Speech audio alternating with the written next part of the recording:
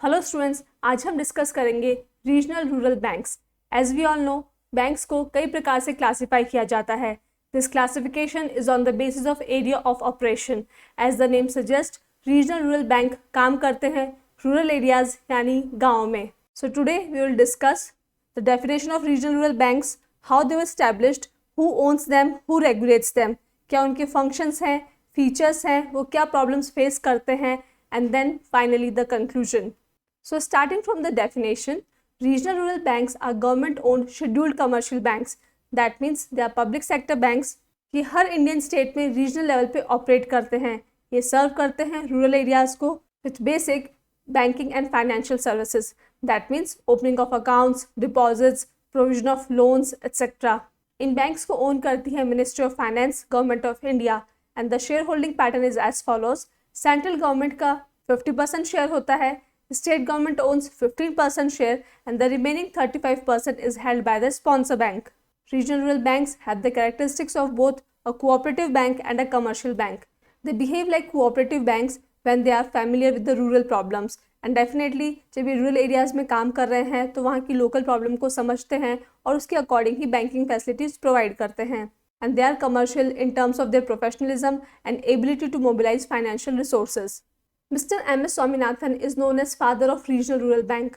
He was the Director General of Indian Council of Agricultural Research from 1972 to 1979, and he is also known as the father of Green Revolution in India. जब M S Swaminathan गांव-गांव में जाकर के agriculturist और farmers को encourage कर रहे थे for introducing new green revolutionary methods in their farms, then he realise कि फार्मर्स के पास इतनी इनकम और कैपिटल ही नहीं है कि वो अपने फार्म्स न्यू टेक्नोलॉजी की मशीनरी, फर्टिलाइजर्स और इरिगेशन फैसिलिटीज ला सकें। That is Y mister Swaminathan ने गवर्नमेंट से प्लीड किया that they should do something for the loan facility for the farmers. और उन्हीं की वजह से इंडिया में ग्रीन रिवोल्यूशन, हरित क्रांति और रीजनल रूरल बैंक्स सक्सेसफुल हो सके। So on the request of mister Swaminathan, Indira Gandhi government established Narasimha committee on rural credit, और इस कमेटी की रिकमेंडेशन पे 5 रीजनल रूरल बैंक्स सेटअप हुए on 2 October 1975 under the provision of ordinance passed on 26 September 1975 and the RRB act 1976. So if someone asks you when were the RRBs established, the year is 1975. Bharat का पहला regional rural bank है, प्रथम bank, जिसके head office है Moradabad, UP में। India में regional rural banks को regulate करता है NABARD. NABARD stands for national bank for agriculture and rural development. ये एपेक्स बॉडी है for overall regulation of regional rural banks and apex cooperative banks in India. तो regional rural banks establish हो गए, flourish करने लगे, गाँव में काम करने लगे, but then they face certain problems, जिसकी वजह से government decided to consolidate them.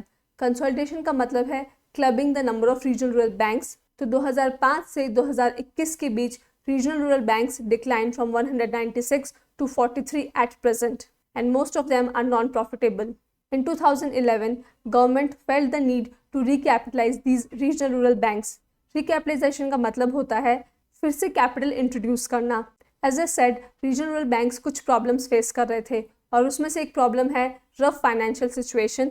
उनके फाइनेंसेस, उनका कैपिटल बेस काफ़ी इनएडिक्वेट था। That is why government tried to enhance the financial base. Government ने उनको फिर से कुछ कैपिटल प्रोवाइड किया so that they can work properly in the rural areas. This recapitalisation process was based on the recommendation of KC Chakravarty committee. So students, आप लोग को पता होना चाहिए रीजनल रूरल बैंक कब स्टैब्लिश हुए, किसकी रिकमेंडेशन पे स्टैब्लिश हुए, कौन इन्हें रेगुलेट करता है, and what is their number at present.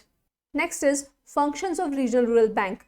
Financial inclusion, ये टर्म आपने हर बजट में सुनी होगी। फाइनेंशियल इंक्लूजन का मतलब है सोसाइटी के उस सेक्शन को इकोनॉमिक मेन स्ट्रीम में लाना जो अब तक पिछड़ा हुआ था, and this is the rural areas, marginalised sections in the society like women, scheduled caste, scheduled tribe, minorities, जो कि इंडियन पॉपुलेशन का 70% एरिया कवर करते हैं और रूरल एरियाज में रहते हैं।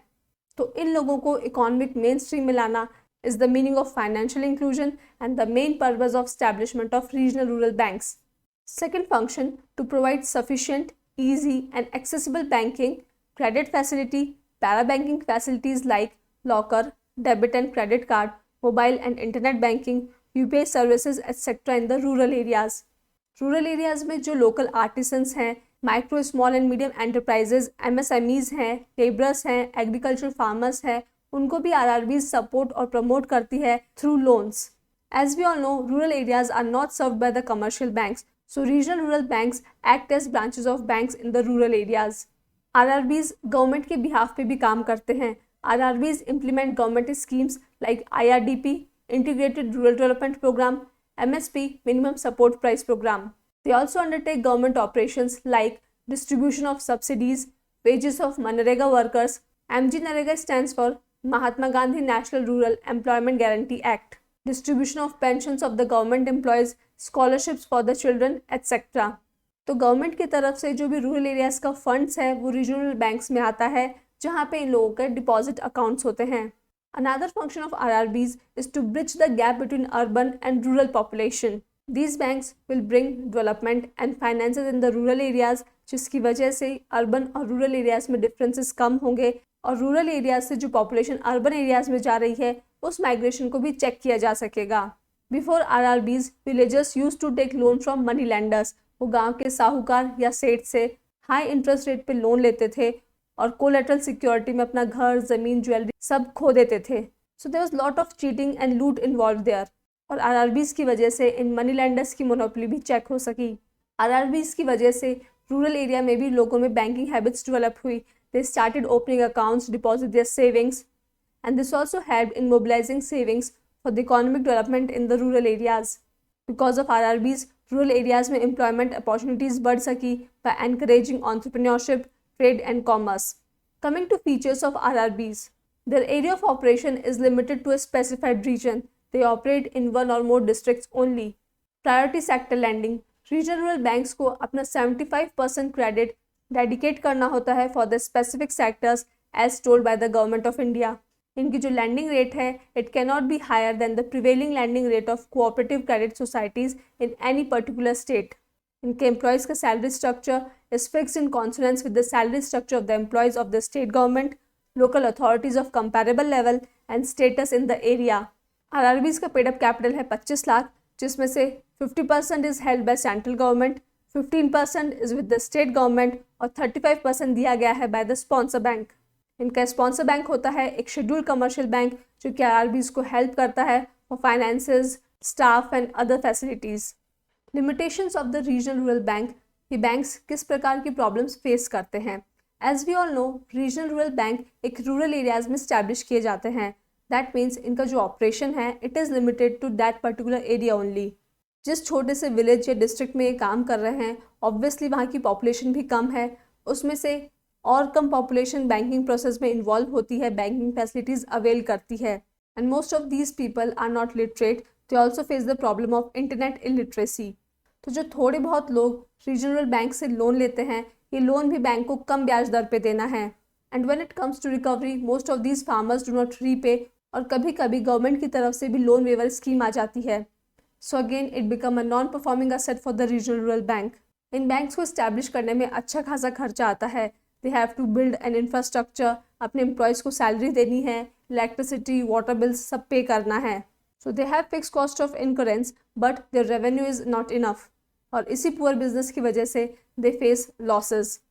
So first limitation is operations are limited due to a geographical barrier, rising cost of operation as the rural business is not scalable, losses because these branches do not have enough business, low interest rates of loan which lead to low profitability, problems in the recovery of money, low internet banking. जैसे कि हम जानते हैं regional banks जिन areas में work कर रहे हैं वहाँ पे इंटरनेट और इलेक्ट्रिसिटी की फैसिलिटी भी लिमिटेड होती है. दैट इज़ वाई सिर्फ 19 RRBs के पास इंटरनेट बैंकिंग फैसिलिटी है और 37 के पास मोबाइल बैंकिंग लाइसेंस है. Next, they suffer the problem of capital inadequacy. इनका कैपिटल बेस इनएडिक्वेट है. They face the problem of political interference from the local politicians. They depend on sponsor banks for everything and lack of trained personnel और you can say staff in them. अलग अलग rural areas की local language और culture अलग है. बड़े बड़े शहरों और कैपिटल सिटीज़ से आए हुए RRB एम्प्लॉयज़ ये सब नहीं जानते हैं and that is why they sometimes face stiff resistance from the local people. So students, that was all about RRBs. Coming to the conclusion, जैसे एग्रीकल्चर हमारी इकोनॉमी की बैकबोन है, उसी प्रकार रूरल इकोनॉमी की बैकबोन है these regional rural banks. बड़ी बड़ी कैपिटल और मेट्रो सिटीज़ में बैठे हुए हमारे कमर्शियल बैंकर्स गांव में रह रहे विलेजर्स और फार्मर्स की फाइनेंशियल हेल्प नहीं कर पाते हैं, इसीलिए ज़रूरत पड़ी RRBs को स्टैब्लिश करने की। Despite RRBs facing a lot of problem, we cannot deny the fact that they have played an important role in development of the rural areas. ज़रूरत है तो सिर्फ गवर्नमेंट द्वारा कुछ ऐसे मेजर्स लेने की जिसकी वजह से RRB की फंक्शनिंग और एफिशिएंसी इम्प्रूव हो सके, ये ज़्यादा से ज़्यादा लोगों तक पहुंच सके, इनका कस्टमर बेस बढ़ सके। And this can be done through use of some technology, consolidation, training of both rural people as well as RRB employees. जब RRBs एम्पावर होंगे, हमारी रूरल इकोनॉमी एम्पावर होगी और हमारे फाइनेंशियल इंक्लूजन का सपना भी पूरा हो सकेगा। So students, that is the end. I hope आप लोग को वीडियो पसंद आया हो। Please do not forget to like, share and subscribe. Thank you for watching. Keep learning, keep revising. जय हिंद, जय भारत। डियर स्टूडेंट्स, अगर सभी एग्ज़ाम रिलेटेड कंटेंट आप एक ही चैनल पर चाहते हो तो अभी इस चैनल को सब्सक्राइब करें और बेल आइकन को प्रेस करें। और अगर एग्ज़ाम प्रेप को आप हाई लेवल पर ले जाना चाहते हैं तो डिस्क्रिप्शन में आपको ऐप और टेलीग्राम चैनल का लिंक मिल जाएगा। तो दोस्तों, अगर आप चाहते हो कि ऐसा ही क्वालिटी कंटेंट आपको मिलता रहे जो हेल्प करे आपको आपकी एग्ज़ाम प्रेप में, तो सर्कल में जो गामा का लोगो दिख रहा है उसको क्लिक करें और चैनल को सब्सक्राइब करें। Thank you.